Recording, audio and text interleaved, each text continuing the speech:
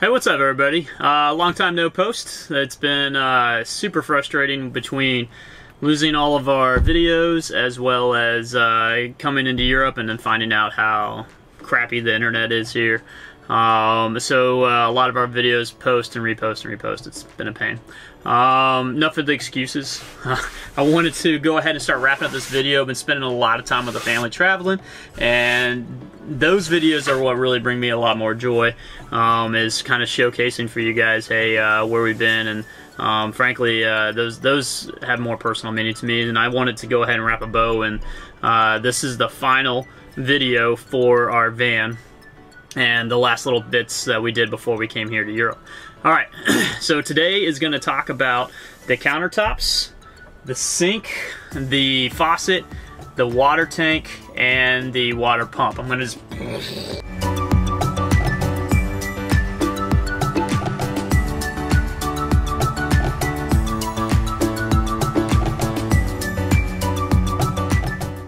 The countertops themselves, this is a cypress softwood that you can get from Lowe's. It's mixed together with like two other real softwoods. The notional thinking for traditional homes and counters is that you go with a hard kind of wood. Now here we did not do that for a couple reasons. One, cost. It was insanely expensive. Two, it was very difficult to work with that wood. I had minimal woodworking skills, as you will see from some of the videos we're about to show you. And the main overarching reason I had this in my mind was I wanted something that was soft and flexible, so as the van lifted and swayed or twisted itself, this would twist itself and wouldn't really have that hard jarring. Like, so far it's paid off. I would say that we use this to support our bed, which you'll see in another video, not a how-to video, just kind of our van final tour video, which will be after this. We use this counter to support our bed. Heather and I sleep across a long ways here, and you can see, because the wood's so soft, little marks and dinks in the wood. I like it. That's character. Now, hang on, my kid's running back holding his eye. What? Come here, hop up here, let me take a look at it. Hang on. Alright, crisis averted. The bug just landed in his eye. Alright, so that kind of wraps up the countertops.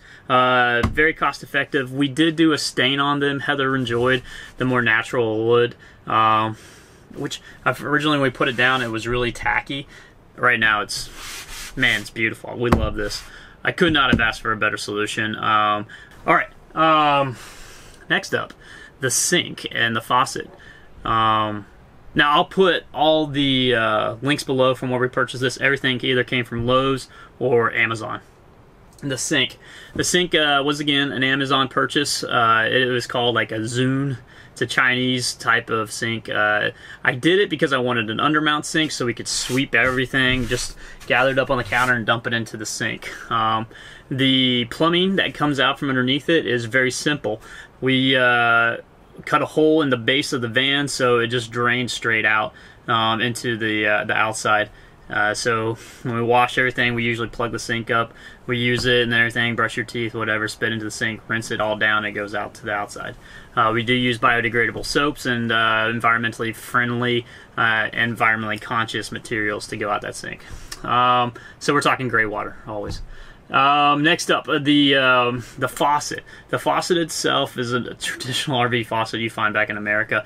It was great because when we got here, all the attachments and everything for the faucets that work back in the US or on the RV market back in the US are the standard connections for everything here in Europe. All these like extensions and hoses.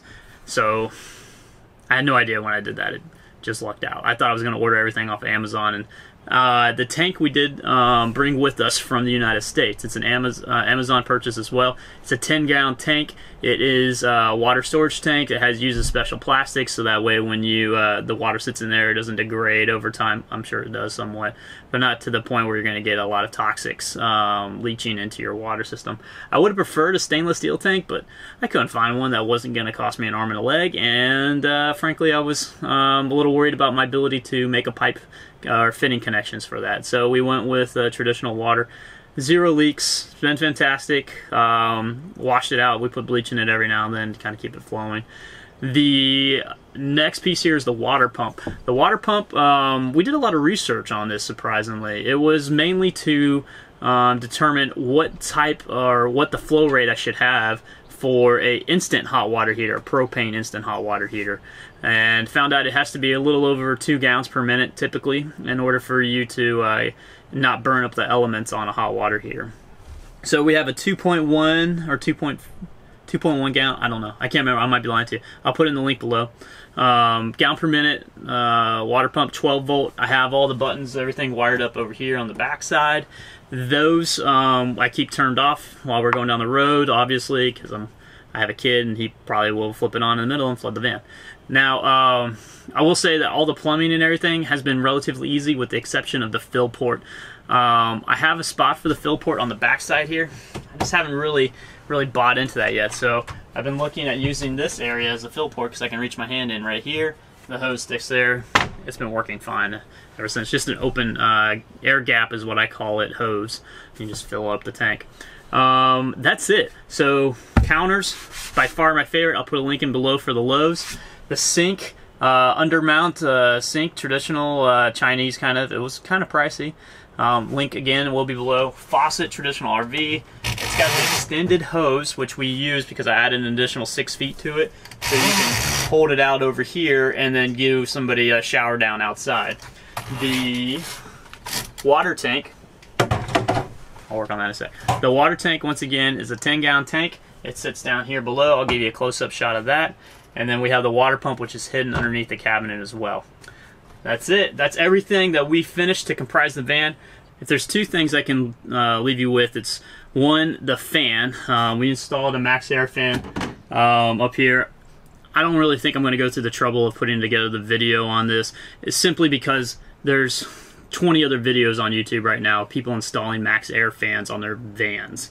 I think they do some great jobs. I'll throw a link down below to some of the guys who I watched, and they did a fantastic job educating me. It's a super simple install. If you're afraid of cutting a hole in your van simply because of that's really what's hindering you from installing one, just do it. It was insanely easy. I will tell you that.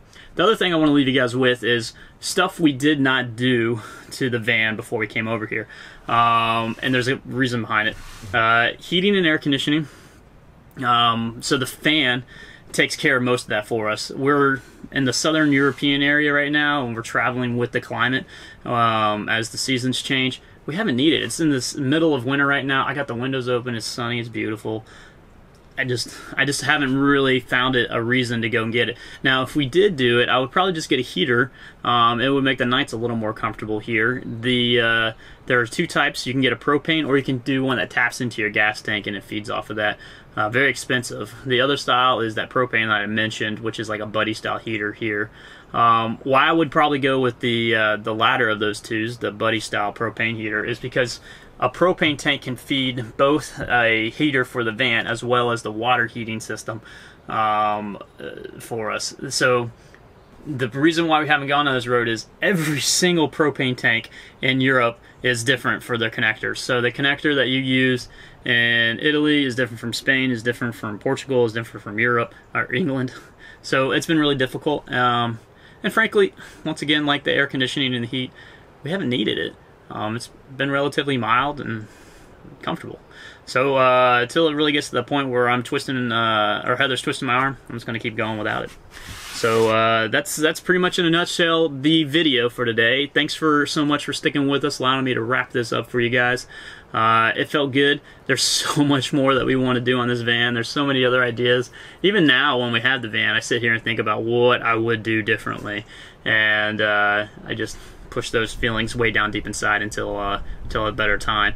But this is it. This is how we're going to roll around with our van for the next foreseeable future for the rest of this remaining year while we're here in Europe. Things I would like to tell you about the upcoming videos. we're gonna do an all setup video, kind of van tour, if you will, of the final product for what we're using here. A lot of people ask about, hey, how do you guys sleep? Show you how the beds are set up. The next is just talking overall about how we like the van, what we would change if we could, and how we got the van here. And then we'll roll into some of our travel videos, which are very much near and dear to my heart, and the things I really enjoy doing, which is shooting the family videos, for lack of a better word, while we're out traveling around this beautiful country. All right, thanks again so much for watching. Sorry for the slow post on these videos. If you have any questions or comments, throw them down below. And as always, please hit that subscribe button. We look forward to building our fan base with you guys and answering questions. All right, guys. Well, this is Alan from Say Love V3. Thanks for talking with us. Dad. Time to go play. Dad. What? Dad. What?